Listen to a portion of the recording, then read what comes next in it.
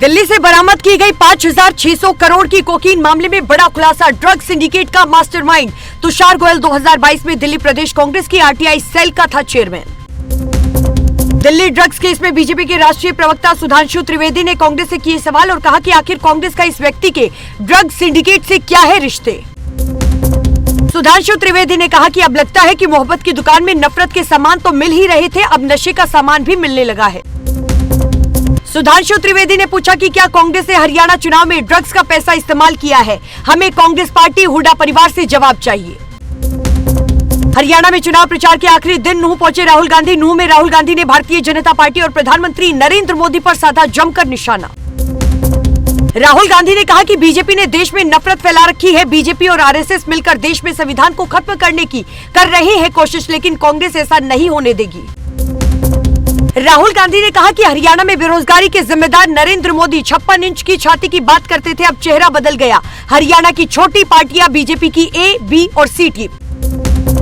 हरियाणा में बीजेपी को लगा बड़ा झटका। पूर्व सांसद अशोक तंवर बीजेपी छोड़कर कांग्रेस में हुए शामिल। महेंद्रगढ़ में राहुल गांधी ने किया तंवर का स्वागत। बीजेपी की टिकट पर लड़ चुके हैं लोकसभा चुनाव। अयोध्या में नवरात्रि पर मास्क की बिक्री पर लगा बैन। योगी सरकार ने लगाई पाबंदी। समाजवादी पार्टी के पूर्व सांसद एसटी हसन ने उठाए सवाल। कहा कि एक समुदाय के लिए दूसरों का कारोबार खत्म करना गलत। पूर्व मुख्यमंत्री अरविंद केजरीवाल और पूर्व डिप्टी सीएम मनीष सिसोदिया आज करेंगे अपने सरकारी आवास खाली। केजरीवाल फिरोज शाह रोड पर परिवार के साथ होंगे शिफ्ट। मंत्री सौरभ भारद्वाज ने दी जानकारी। कुमारी शैलजा ने सोनिया गांधी से की मुलाकात। हरियाणा विधानसभा चुनाव से पहले कुमारी शैलजा ने सोनिया गांधी से की मुलाकात।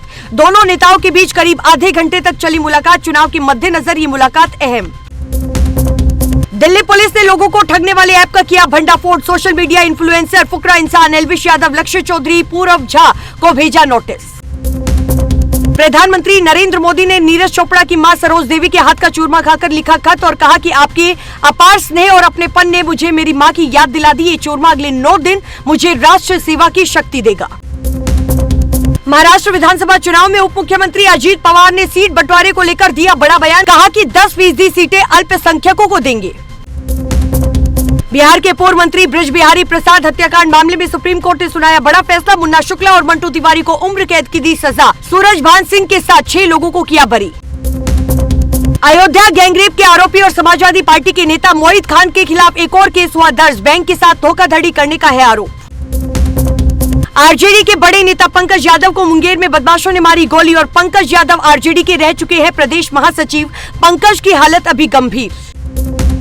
तिरुपति लड्डू विवाद पर सुप्रीम कोर्ट ने की सुनवाई। फैसले के बाद आंध्र पुलिस एसआईटी जांच आगे बढ़ाएगी। पवन कल्याण की प्रायश्चित दीक्षा भी हुई पूरी।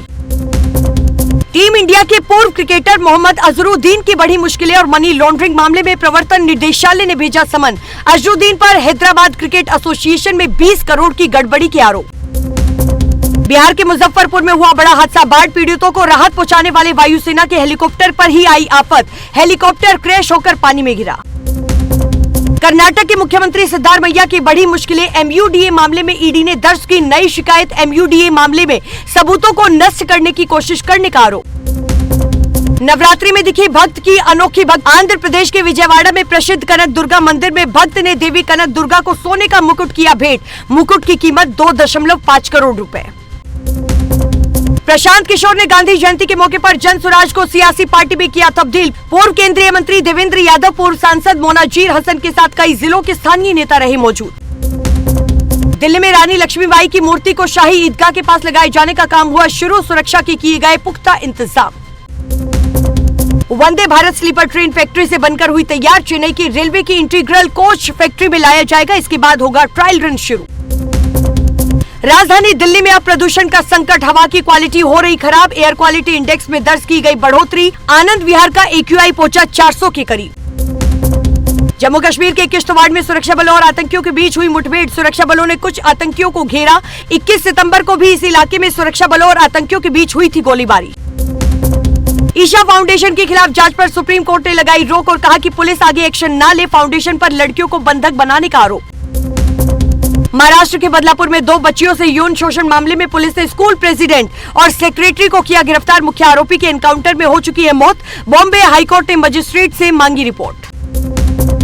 राजकोट में पहली बार कैंसर वॉरियर्स का हुआ गरबा। 3000 मरीज, उनके परिजन और डॉक्टर हुए शामिल। 700 लड़कियों को फ्री HPV वैक्सीन लगाई गई। वाराणसी के मंदिर से साई मूर्तियां हटाने वाले अजय शर्मा को पुलिस ने किया गिरफ्तार। काशी में रात 2 बजे मंदिरों से मूर्ति हटाने जा रहे थे अजय। फसलों पर MSP की लीगल गारंटी को लेकर किसानों ने पंजाब और हरियाणा में करीब 36 जगह पर 2 घंटे रोकी ट्रेन। चंडीगढ़, अंबाला, अमृतसर, लुधियाना और जम्मू रूट पूरी तरह हुआ प्रभावित।